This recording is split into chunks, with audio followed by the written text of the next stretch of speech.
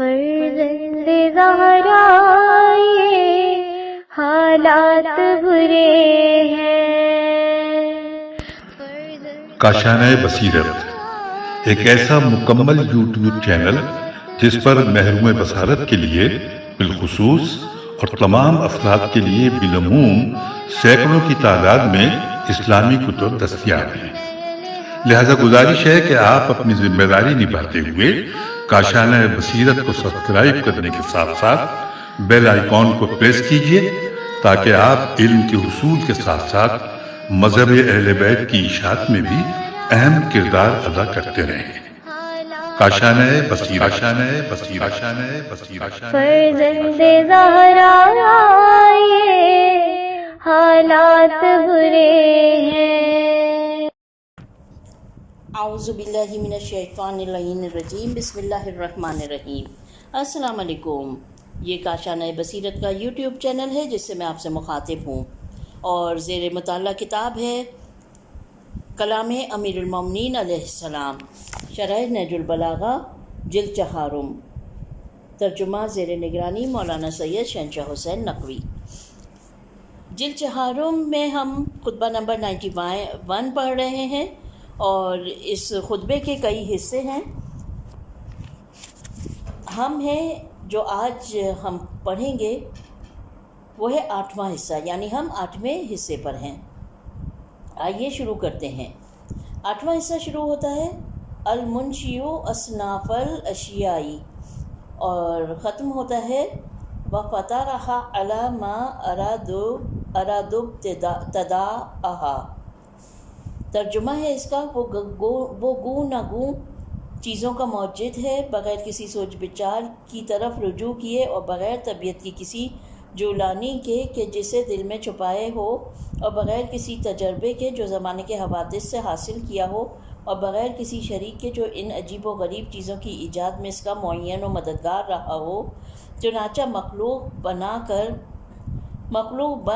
کر مکمل ہو گئی، اور اس نے اللہ کی اطاعت کے سامنے سر جھکا دیا، اور فوراً اس کی پکار پر لبیک کہتے ہوئے بڑھی۔ نہ کسی دیر کرنے والے کسی سست رفتاری دامنگیر ہوئی، اور نہ کسی حیل و حجت کرنے والے کسی سستی اور ڈھیل حائل ہوئی۔ اس نے ان چیزوں کے ٹیڑھے پن کو سیدھا کر دیا اور ان کی حدیں معین کر دیں، اور اپنی قدرت سے ان متضاد چیزوں میں ہم رنگی و ہم آہنگی پیدا کی، اور باہم مشابہ چیزوں کو ایک دوسرے سے نتھی کر دیا، اور انہیں مختلف جنسوں میں بانٹ دیا، اور جو اپنی حدوں، اندازوں، طبیعتوں اور صورتوں میں جدا جدا ہیں۔ یہ نوع ایجاد مخلوق ہے کہ جس کی ساخت اس کے مضبوط کی اور اپنے ارادے کے مطابق اسے بنایا۔ شرح و تفصیل۔ خلقت کے اسرار و رموز۔ امام خطبے کے اس حصے میں موجودات کی خلقت کی کیفیت کے بیان کی جانب آتے ہیں اور فرماتے ہیں، وہ گوں نہ گوں چیزوں کا موجد ہے، میں ترجمہ پڑھ رہی ہوں، بغیر کسی سوچ و بچار کی طرف رجوع کیے، اور بغیر طبیعت کی کسی جولانی کے کہ جسے دل میں چھپائے ہو، اور بغیر کسی تجربے کے کہ جو زمانے کے حوادث سے حاصل کیا ہو،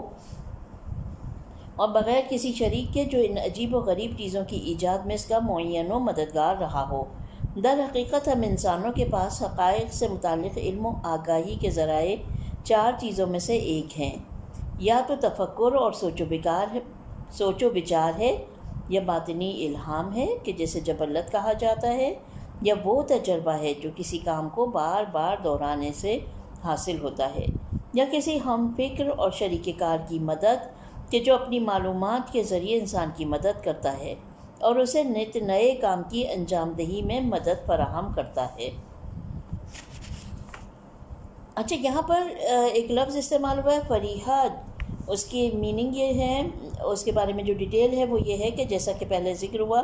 دراصل کنویں کے پہلے پانی کو کہا جاتا ہے۔ اس کے علاوہ جو چیز انسان اپنی گہری فکر اور ذوق کے ذریعے حاصل کرتا ہے، اس پر بھی اس لفظ کا اطلاق ہوتا ہے، اور اس کے ساتھ ہی لفظ غریزہ جو کہ جبلت کے معنی میں ہے کو ملا لیں تو اس سے مراد وہ چیز ہے جسے انسان اپنے ذوق اور جبلت کے ذریعے دریافت کرتا ہے۔ انسان کے علاوہ دیگر جانداروں کے لیے یہ معنی ثابت ہیں، مثلاً بیشتر پرندوں کا گھونسلہ بنانا اور تربیت دینا، یا پرندوں کی اجتماعی طویل مہاجرت، اور اس طرح کے دیگر امور بھی وریحہ اور غریزہ کی بدولت ہیں۔ آئیے اب آگے بڑھتے ہیں اور پیج نمبر ہے ہمارے پاس 74۔ 8واں حصہ شروع ہے پیج نمبر 72 پر۔ پیج نمبر 73 ہم نے پڑھا اور اب ہم پیج نمبر 74 پڑھ رہے ہیں۔ چونکہ خداوند عالم تمام چیزوں سے آگاہ ہے اور تمام حقائق اس کے پاس حاضر ہیں اور کوئی شے اس کے بے پایاں علم کے دائرے سے باہر نہیں ہے، اس لیے وہ اپنی تخلیقات کے سلسلے میں ان 4 امور کا محتاج نہیں ہے۔ فکر اور سوچ کسی ایسے فرد کے لیے سود مند ہے جس کے پاس کچھ معلومات اور مجہولات ہوں، اور وہ ان معلومات کے ذریعے سے مجہولات تک رسائی حاصل کرتا ہے۔ باطنی الہام یعنی جبلت ایسے افراد کے لیے کارساز ہے جن کی نظر سے کوئی حقیقت پوشیدہ ہو اور اس الہام کے توسط سے وہ آشکار ہو جاتی ہے۔ کاموں کے نتائج حاصل کرنے کے لیے تجربات کرنے کا تعلق ان افراد سے ہے جو نتائج سے بے خبر ہیں، اور دوسروں کے افکار سے استفادہ کرنا ان افراد سے مخصوص ہے جو کسی مسئلے میں بے بس اور ناتواں ہوں، لیکن وہ پاک ذات تمام سے مبرہ ہے۔ وہ پاک ذات ان تمام سے مبرہ ہے، اسے ان چیزوں کی کیا ضرورت؟ امام کے یہ بیانات ضمنی طور پر ہم لا علم بندوں کے لیے معرفت کے ذرائع دریافت کرنے کے سلسلے میں ممدوح و معاون ثابت ہو سکتے ہیں، اور ہمیں اپنی مشکلات کے حل کے لیے ان ذرائع سے مدد مل سکتی ہے۔ ہمیں اپنی روزمرہ زندگی میں ان سب کی اشد ضرورت پڑتی ہے۔ اس کے بعد امام اسی مقام میں ایک دوسرے نقطے کی جانب اشارہ کرتے ہوئے تمام موجودات پر قائم قوانین خلقت کی حاکمیت کو ایک اٹل اور قطعی امر اور سبھی کو ان قوانین کا فرما بردار گردانتے ہیں۔ چنانچہ آپ فرماتے ہیں: فَتَمَّ خَلْقُهُ بِأَمْرِهِ وَأَذْعَنَ لِطَاعَتِهِ وَأَجَابَ إِلَى دَعْوَتِهِ لَمْ يَعْتَرِضْ دُونَهُ رئیس المبتدئ ولا انا المتلقی۔ ترجمہ: چنانچہ مخلوق بنا کر مکمل ہو گئی اور اس نے اللہ کی اطاعت کے سامنے سر جھکا دیا اور فوراً اس کی پکار پر لبیک کہتے ہوئے بڑھی۔ نہ کسی دیر کرنے والے کسی سست رفتاری دامنگیر ہوئی اور نہ کسی حیل و حجت کرنے والے کسی سستی اور ڈھیل حائل ہوئی۔ امام کا یہ فرمان بھی پروردگار کی قدرت اور اس کی خلقت کے مضبوط اور جچے تلے نظام کی جانب ایک اشارہ ہے، اور یہ کہ تمام موجودات مقررہ قوانین کی پیروی کرتے ہیں اور ان کے تابع ہیں اور ان قوانین کی پاسداری کرتے ہیں۔ اچھا، یہاں پہ ریس کام کی انجام رے سے کام کی انجام دہی میں سستی اور کوتاہی کرنے کے معنی میں ہے، اور اناتا الف نون الف اور گول والی ہے کے اوپر تے کے نقطے ہیں۔ وقار اور سنجیدگی کے ساتھ کام انجام دینا، اور متلقی لقا کے مادے سے کسی جگہ ٹھہر جانے کے معنی میں ہے۔ اس کا اطلاق ایسے افراد پر ہوتا ہے جو کام کے دوران یا کسی مسئلے میں تھوڑا توقف کرتے ہیں اور اس سلسلے میں غور کرتے ہیں۔ قرآن مجید میں اس سلسلے میں ارشاد ہوتا ہے، ترجمہ: پھر آسمان کی طرف متوجہ ہوا اور وہ اس وقت دھواں کا سا تھا، تو اس نے اس سے اور زمین سے فرمایا کہ تم دونوں آؤ، خوشی سے خواہ کراہت سے۔ دونوں نے عرض کی، ہم خوش حاضر ہیں اور حکم کے پابند ہیں۔ سورہ فصلت آیت نمبر 11۔ اس کے علاوہ امام کے اس فرمان میں تمام انسانوں کے لیے ایک پیغام ہے کہ جہان خلقت کے ساتھ ہم آہنگ ہوتے ہوئے الہی قانون کی پیروی کریں، ان کی خلاف ورزی نہ کریں تاکہ منزل مقصود کو پالیں اور سعادت و نیک بختی سے اپنا دامن بھر لیں۔ امام خطبے کے اس حصے کے آخری ٹکڑے میں نظام خلقت اور جہان خلقت کے اسرار سے متعلق 5 نکات کی جانب اشارہ فرماتے ہیں جو قابل غور و فکر ہیں۔ سب سے پہلے فرماتے ہیں، اس نے ان چیزوں کے ٹیڑھے پن کو سیدھا کر دیا۔ میں ترجمہ پڑھ رہی ہوں۔ پھر فرماتے ہیں، اور ان کی حدیں معین کر دیں۔ اس کے بعد فرماتے ہیں، اور اپنی قدرت سے ان متضاد چیزوں میں ہم رنگی و ہم آہنگی پیدا کی۔ پھر فرماتے ہیں، اور باہم مشابہ چیزوں کو ایک دوسرے سے نتھی کر دیا۔ آخری نقطے میں فرماتے ہیں، اور انہیں مختلف جنسوں میں بانٹ دیا جو اپنی حدود، اندازوں، طبیعتوں اور صورتوں میں جدا جدا ہیں۔ یوں نظام خلقت ہر لحاظ سے مکمل ہو گیا اور انواع اور اجناس کی سبھی مخلوق اپنی تنوع اور کثرت کے ہمراہ ایک ہی لائحہ عمل اور ایک ہی قانون کے تحت اپنی ذمہ داری انجام دیتی ہے، یہاں تک کہ متضاد اشیاء بھی ایک دوسرے کی مدد کرتی ہیں اور ضدین کے اجتماع اور باہمی ملاپ سے محیرالعقول نتائج برآمد ہوتے ہیں۔ ضدین یعنی اپوزٹ، یہاں پر کہ وہ ایک دوسرے کی ضد جو ہوں، اور باہم مشابہ اور ایک جیسی چیزوں کے باہمی جوڑ سے ایک کامل مجموعہ وجود میں آتا ہے۔ موجودات کے اندر اندازے، مقدار، طبیعتوں اور صورتوں کے اعتبار سے پائے جانے والے تنوع نے ایک حیرت انگیز اور انوکھا مجموعہ ایجاد کیا ہے کہ جو خالق کی قدرت اور بے پایاں علم کی اعلیٰ ترین دلیل ہے۔ نہج البلاغہ کے مفسرین کی ایک جماعت نے مندرجہ بالا عبارت میں قرائن کے لفظ کو نفوس انسانی کے معنی میں لیا ہے۔ اس بنا پر معنی یوں ہوں گے کہ خداوند عالم نے انہیں جسموں جو کہ ظاہری طور پر ایک دوسرے کے متضاد ہیں، ایک کا تعلق عالم مادہ سے ہے جبکہ دوسرے کا عالم مجردات سے کے ساتھ نتھی کر دیا۔ اگر قریطہ قرائن کی جمع ہے کہ ایک معنی لغت میں نفس انسانی بتائے گئے ہیں، لیکن اس پر کوئی دلیل نہیں ہے کہ مندرجہ بالا جملے کو نفوس انسانی تک محدود کر دیا جائے، بلکہ مندرجہ بالا عبارت میں جہان خلقت میں موجود اجزاء کے باہمی اجتماع اور باہمی مشابہ اور ایک جیسی اشیاء کے ملاپ کا بیان مقصود ہے، جس کے مصادیق میں سے ایک مصداق انسان کا وجود ہے۔ اصولی طور پر نفس انسانی پر قریطہ کا اطلاق اس اعتبار سے ہے کہ نفس انسان کے ہمراہ ہوتا ہے۔ امام اس سخن کے اختتام پر ایک واضح دلیل پیش کرتے ہوئے فرماتے ہیں، یہ نوع ایجاد مخلوق ہے کہ جس کی ساخت اس نے مضبوط کی اور اپنے ارادے کے مطابق اسے بنایا اور ایجاد کیا۔ نقطہ خدا شناسی کا واضح ترین راستہ۔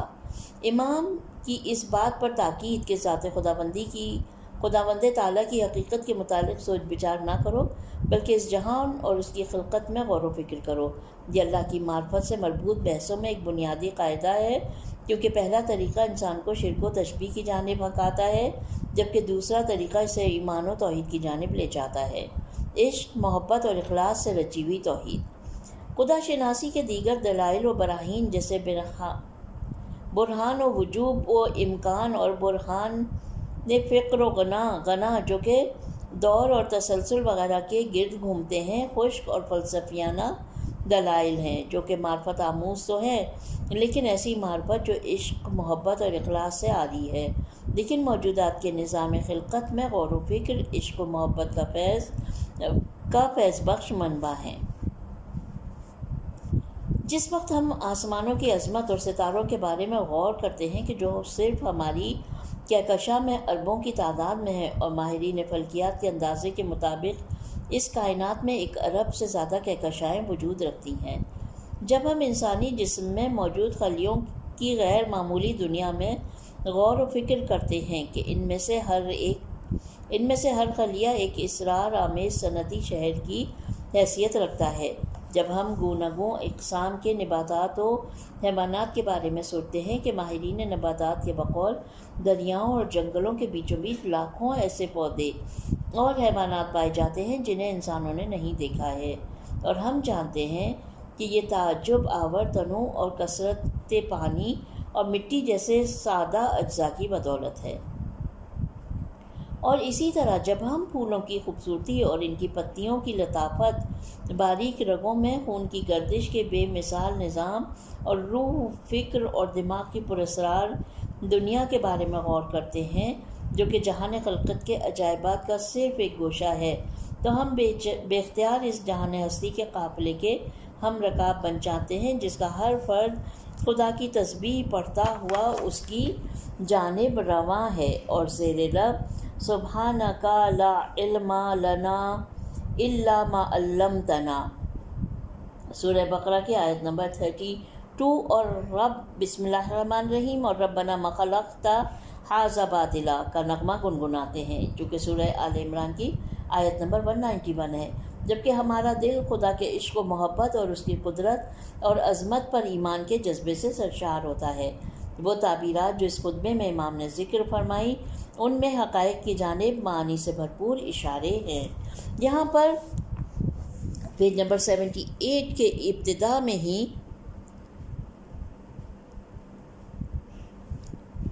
میں ہی 8واں حصہ ختم ہو جاتا ہے اور 9واں حصہ شروع ہو جاتا ہے۔ آئیے پڑھتے ہیں 9واں حصہ۔ وَنَظَمَ بَلَا تَعْلِيقٍ، یہاں سے شروع ہو رہا ہے اور ختم ہو رہا ہے مُسْتَسْلِمَةً لِأَمْرِهِ۔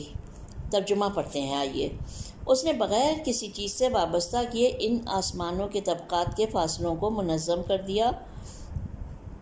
اور اس کی دراروں کی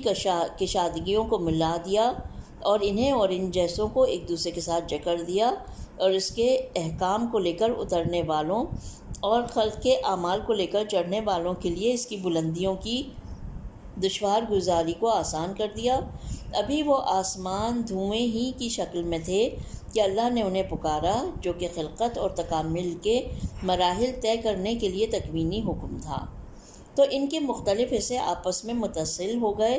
اور بڑے انبوں کی صورت اختیار کر لی۔ اس کے بعد آسمانوں کو ایک دوسرے سے جدا کر دیا اور ان کے دروازے بند رہنے کے بعد کھول دیے، اور اس نے ان کے سوراخوں اور راستوں پر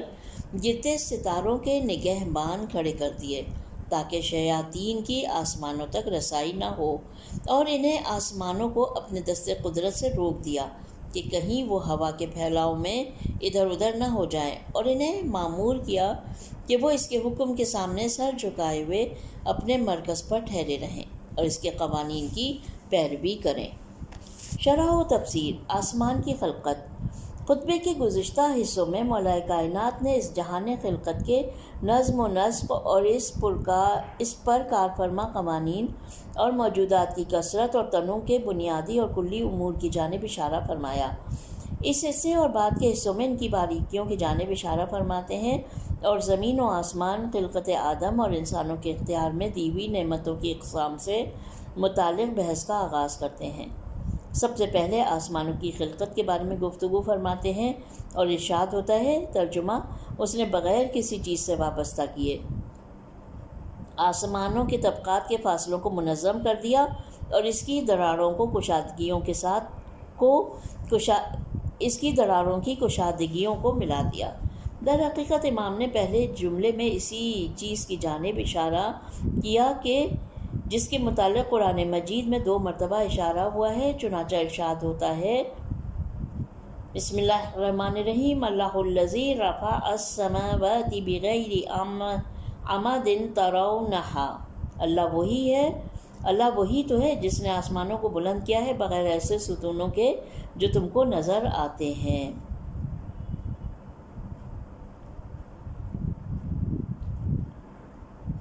اچھا، یہاں پہ رہوات، اوپر جو جملہ کہا ہے مولا کائنات نے، اس میں رہوات جو ہے رہوا کی جمع ہے، جو کہ بعض ارباب لغت اپنے صاحب کتاب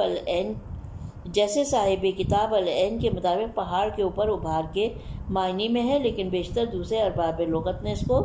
رہو کے مادے سے کشادہ اور کھلا ہوا ہونے اور آرام دہ ہونے کے معنی سے تفسیر کی ہے، اور مذکورہ خطبے میں کشادہ جگہ کا معنی مناسب تر ہے۔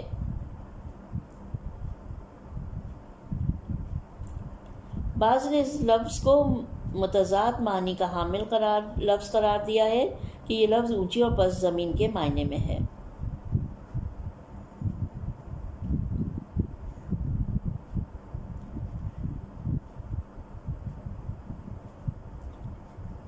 لاہم کا لفظ جو ہے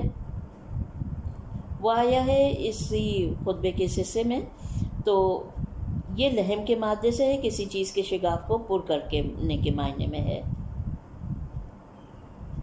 اچھا، جو میں نے ابھی آیت پڑھی شرح و تفسیر میں، جو ابھی آیت پڑھی، بسم اللہ الرحمن الرحیم، اللہ الذی رفع السماوات بغیر عمد ترونہا، وہ سورہ رعد کی آیت نمبر 16 ہے، اور اس سے ملتے جلتے معنی سورہ لقمان کی آیت نمبر 10 میں آیا ہے، جس میں ارشاد ہوتا ہے، خلق السماوات بغیر عمد، اور ترجمہ ہے اس کا اللہ وہی ہے جس نے آسمانوں کو بلند کیا ہے بغیر ایسے ستونوں کے جو تم کو نظر آتے ہوں۔ آج سبھی ماہرین فلکیات اس بات کی تصدیق کرتے ہیں کہ طبقات آسمانی ایک دوسرے سے جدا ہیں اور ان کے درمیان قوت جاذبہ اور دافعہ کشش ثقل عمل پذیر ہے، جس کی بنا پر ہر ایک اپنے مقام پر قائم ہے۔ دوسرے جملے میں ہر آسمانی طبقے اور اس کے اجزاء کی باہمی ربط کی جانب اشارہ ہے۔ اس بنا پر ان دونوں جملوں میں کوئی تضاد نہیں پایا جاتا ہے، جیسا کہ پہلے جملے میں فرمایا اس نے بغیر کسی چیز سے وابستہ کیے ان آسمانوں کے طبقات کے فاصلوں کو منظم کر دیا، اور دوسرے جملے میں فرمایا اس کی دراروں کی کشادگیوں کو ملا دیا۔ ان دونوں جملوں میں تضاد نہ پائے جانے کی وجہ یہ ہے کہ پہلے والے جملے میں کل مد نظر ہے اور دوسرے جملے میں اجزاء مد نظر ہے۔ ضمیروں کا مفرد ہونا اس مقام پر کسی مشکل کا باعث نہیں بنتا، کیونکہ دونوں ضمیروں کا مرجع آسمان ہے۔ ایک ضمیر مجموعے کی جانب لوٹتی ہے جبکہ دوسری اجزاء کی جانب۔ غور کیجیے۔ تیسرے جملے میں آسمانی طبقات جو باہم نزدیک ہیں کہ باہمی رابطے کی جانب اشارہ کرتے ہوئے فرمایا وَوَشَّجَ بَيْنَهَا وَبَيْنَ أَزْوَاجِهَا، انہیں اور ان جیسوں کو ایک دوسرے کے ساتھ جکڑ دیا۔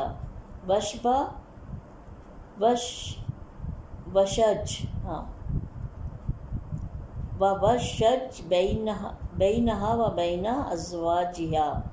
وَوَشَّجَ کے مادے سے باہم گتھ جانے اور پیوست ہو جانے اور باہم لمٹ جانے کے معنی میں ہے۔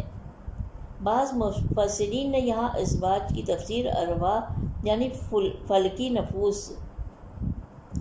کے معنی کے ساتھ کی ہے، اور یہ اشارہ ہے علماء فلسفہ کے ایک گروہ کے عقیدے کی جانب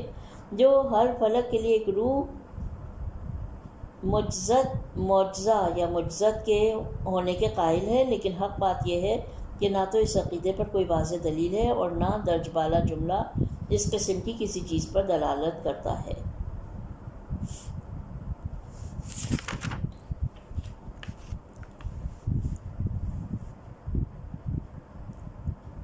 آئیے اب اس کا ترجمہ پڑھتے ہیں۔ جو جملہ ہم نے پڑھا، انہیں اور ان جیسوں کو ایک دوسرے کے ساتھ جکڑ دیا، یہ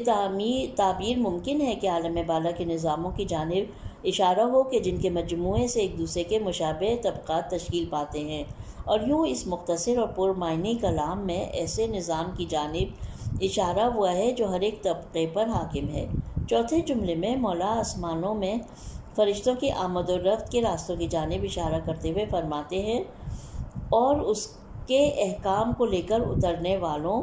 اور خلق کے اعمال کو لے کر چڑھنے والوں کے لیے اس کی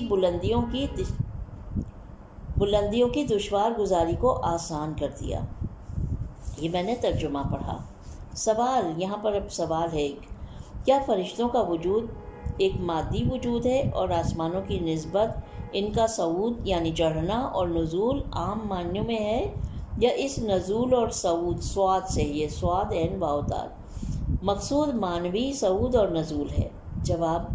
اس سلسلے میں نہج البلاغہ کے مفسرین کی مختلف تفسیریں ہیں۔ وہ تفسیر جو اس درج بالا جملے اور بہت سی روایات اور آیات قرآنی سے موافق ہے وہ یہ ہے کہ فرشتے ایسی نورانی موجودات ہیں کہ لطیف ہونے کے باوجود ان میں جسمانی پہلو بھی پایا جاتا ہے، اگرچہ اس لطافت کے باعث فرشتے ہمارے لیے قابل مشاہدہ نہیں ہیں، اس لیے ان کے بارے میں صعود و نزول اور رفت و آمد قابل تصور ہے۔ انشاءاللہ اسی خطبے کے آئندہ حصوں میں جہاں ملائکہ کے بارے میں بحث کی گئی ہے، اس سلسلے میں مزید سیر حاصل گفتگو کریں گے۔ اب ایک اور سوال ہے یہاں پر، سوال یہ ہے کہ کیا خداوند عالم آسمان پر کسی جگہ مقیم ہے کہ فرشتے وہاں سے اس کے احکامات لے کر زمین پر آتے ہیں اور زمین سے بندوں کے اعمال لے کر آسمان کی جانب جاتے ہیں؟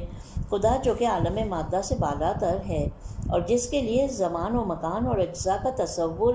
نہیں کیا جا سکتا، اس کی ذات کی نسبت ایسی چیز امکان پذیر نہیں ہے، تو پھر کس طرح فرشتے اس کے پاس سے احکامات وصول کرتے ہیں اور بندوں کے اعمال اس کے پاس لے کر جاتے ہیں۔ جواب: ایک نقطے پر غور و فکر سے اس سوال کا جواب واضح ہو جاتا ہے، اور وہ یہ کہ یہ بات مسلم ہے کہ تمام زمین و آسمان خدا کی مخلوقات ہیں، لیکن اس جہان مادی میں کچھ ایسے خاص مقامات موجود ہیں جو مرکز تجلیات و انوار الہی ہیں،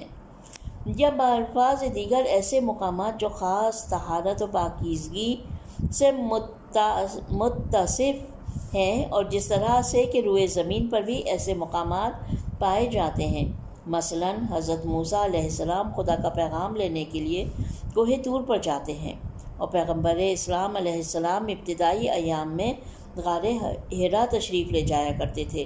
جبکہ ان دونوں مقامات میں سے کوئی بھی دوسرے کی نسبت خدا بند عالم سے قریب ترین نہیں تھا، لیکن جگہ کی پاکیزگی اور طہارت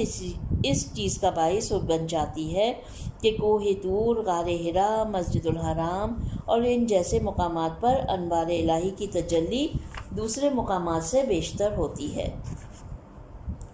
فرشتوں کی بابت بھی ایسا ہی ہے کہ عالم بالا میں مقدس مراکز پائے جاتے ہیں جہاں وہ خدائی پیغامات حاصل کرتے ہیں، اور پیغمبر اکرم صلی اللہ علیہ وسلم بھی معراج میں انہی مراکز بلکہ ان سے بھی بالاتر مقام پر پہنچے جہاں خدا کی خاص عنایت ان کے شامل حال ہوئی۔ اسی طرح ملائکہ بندگان الہی کے نیک اعمال بھی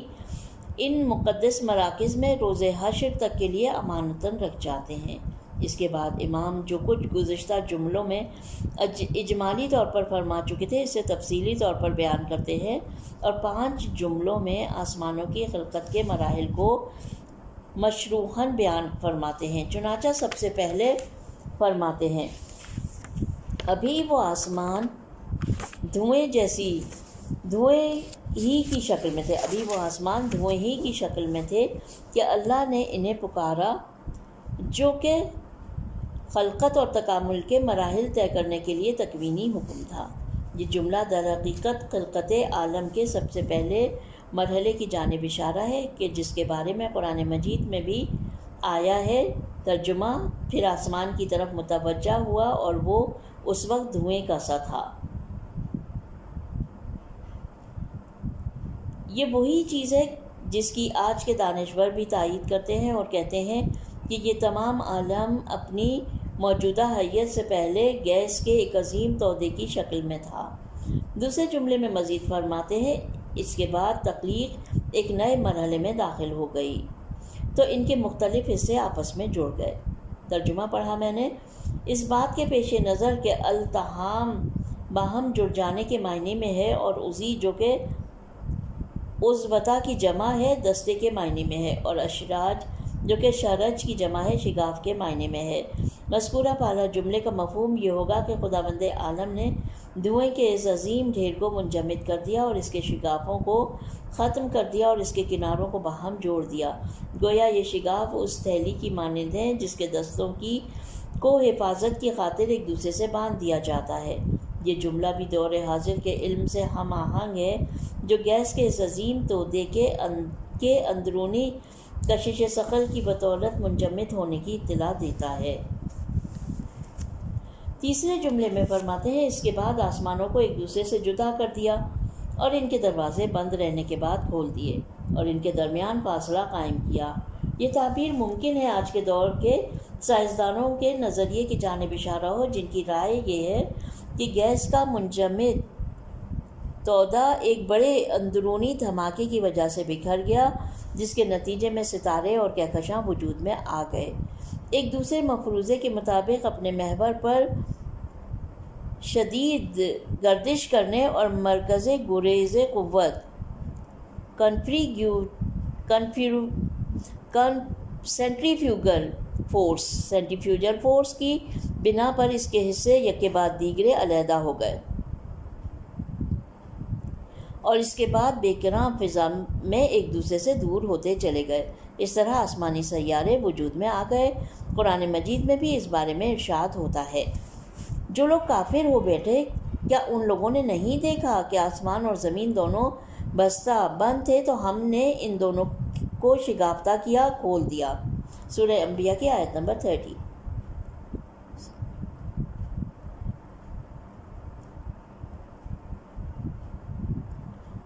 چوتھے جملے میں امام آسمانی شہابوں گرتے ستاروں کی خلقت کی جانب اشارہ کرتے ہیں جو ایک روشن لکیر کی مانند آسمان پر دکھائی دیتے ہیں اور پھر بجھ جاتے ہیں۔ مولا فرماتے ہیں اور اس نے ان کے سوراخوں اور راستوں پر گرتے ستاروں کے نگہبان کھڑے کر دیے تاکہ شیاطین کی آسمان تک رسائی نہ ہو۔ اس امر پر توجہ رہے کہ لفظ رصد دراصل مصدری معنی پائے جاتے ہیں، یعنی کسی چیز سے حفاظت کے لیے آمادگی کے معنی میں ہے، اور فاعل پر بھی اس لفظ کا اطلاق ہوتا ہے اور واحد اور جمع دونوں میں استعمال کیا جاتا ہے۔ نقاب نقب کی جمع ہے اور راستے یا دو چیزوں کے درمیانی فاصلے کے معنی میں ہے۔ اس بنا پر مذکورہ بالا جملے کا مفہوم یہ ہوتا ہے کہ خداوند تعالیٰ نے آسمانوں کے راستوں پر شہابیے تعینات کر دیے ہیں تاکہ وہ شیاطین کے آسمانوں میں نفوذ کرنے سے مانع ہوں۔ یہ وہی چیز ہے جس کی جانب کلام مجید کی متعدد آیات میں اشارہ ہوا ہے، من جملہ ان میں سے سورہ صافات کی آیت نمبر 8 سے 10 میں ارشاد رب العزت ہوتا ہے۔ ترجمہ: شیطان عالم بالا کی طرف کان بھی نہیں لگا سکتے، اور جہاں سنگون لینا چاہیں تو ہر طرف سے خود پڑنے کے لیے شہاب پھینکے جاتے ہیں اور ان کے لیے پائیدار عذاب ہے، مگر جو شیطان شاذ و نادر فرشتوں کی کوئی بات اچک کر لے بھاگتا ہے تو آگ کا دہکتا ہوا تیر اس کا پیچھا کرتا ہے۔ ان آیات اور ان جیسی دوسری آیات سے سربستہ طور پر یہ استفادہ ہوتا ہے کہ اس عالم ارضی کی اہم خبروں سے متعلق عالم بالا میں ان فرشتوں جو خدا کی جانب سے اس عالم کے انتظام و انصرام پر معمول ہیں کے درمیان گفتگو ہوتی ہے، اور کبھی کبھی شیاطین سن گن لینے، چوری چھپے سننے کے لیے آسمان کے نزدیک جاتے ہیں، لیکن ایسے میں شہابیے انہیں آسمان سے دور نیچے کی جانب ہنکا دیتے ہیں۔